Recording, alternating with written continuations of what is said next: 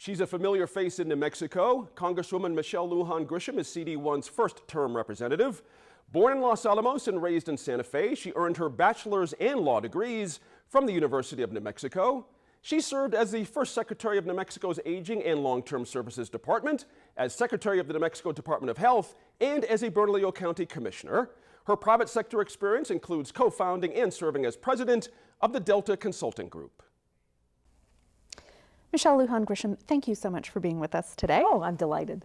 So, like Martin Heinrich before you were elected president of the freshman class of representatives in Congress. Congratulations. Thank you. So, that was an auspicious beginning to your term. What have you accomplished since then? You know, I'm actually very proud of my accomplishments because the basic drill was you can't do anything, Congress is broken, and I'm not going to diminish that we have real gridlock. But I've passed 4 measures so far. I think I can get 1 more off before December, and I'm going to try for 2. At 4 measures, I'm above the average for getting things passed in Congress, no matter your seniority or tenure in Congress. So I'm feeling good about that. Plus, we've done a ton of work here in the district, which I promised we would do. Foreclosure work, holding Kirtland and the Air Force accountable for that jet fuel spill and really getting on them, veterans, just to name a few. So I'm feeling good about what we're accomplishing in spite of the climate there. Your opponent, Mike Freeze, says that cutting the size of government is the best way to create more opportunity and more jobs. What more will you do in Congress to improve the economic outlook for New Mexico? So I disagree with that strategy. I don't think cutting by itself spurs the economy. In fact, we've seen that the opposite's happened in New Mexico, and we've seen the opposite around the globe.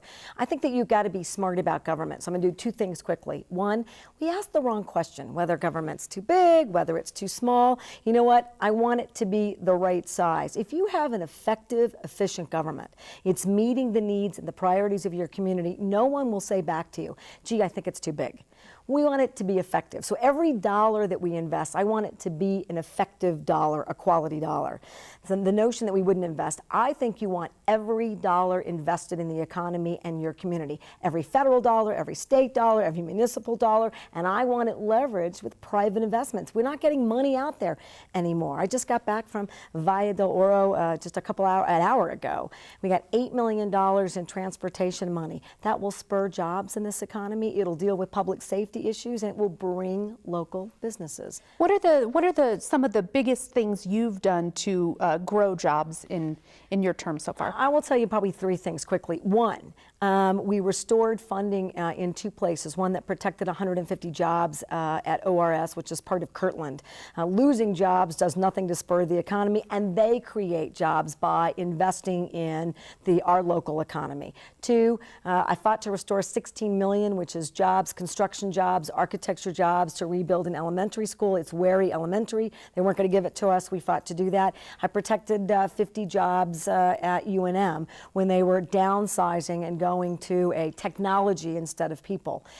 If we diminish who we have now, you get investments, then you got nothing to build from. That's really important. And in Congress, I voted for every infrastructure investment, and I voted for R&D. So the 3 things locally, and then research and development tax credits, everything I can that generates jobs and interest in a particular community.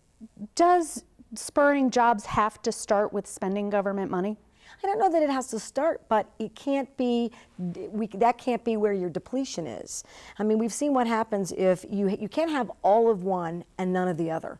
So for example, I have a small business. Let's cut the tax rate for small businesses. They're still paying way too much. I'm all in.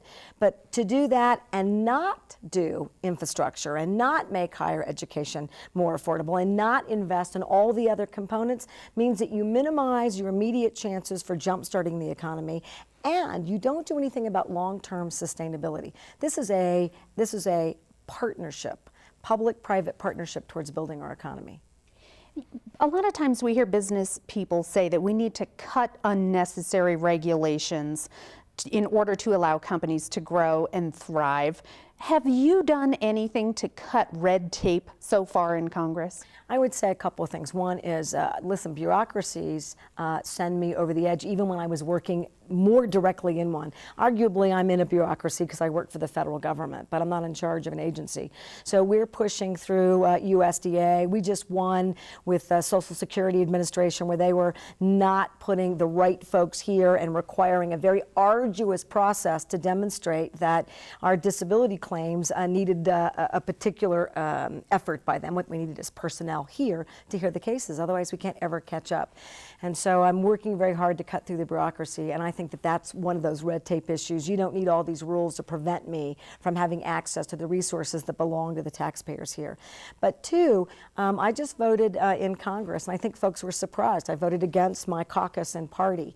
They wanted to create another water permitting process to assure that you've got clean water. Well, I'm all for clean water, but if I have another government agency that you're not going to remove that authority from. So now I have two permitting agencies, completely redundant. This just makes it hard for the permittees to figure out what they do and where they go. Let's pivot to health care. You supported Obamacare, but to put it politely, the rollout didn't happen exactly. That's very politely. It was a disaster. Well, people couldn't sign up because the website failed. People were told they could keep their insurance, and then they ended up canceled. And now a report from the Senate Republicans says that the law will increase the deficit by $131 billion. Why do you still support this?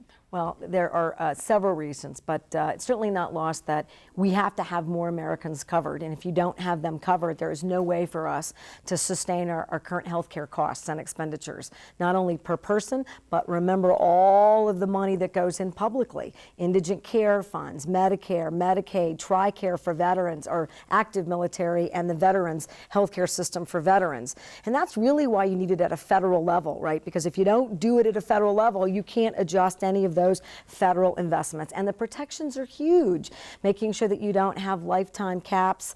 Those are so damaging and led to more than half all of America's bankruptcies.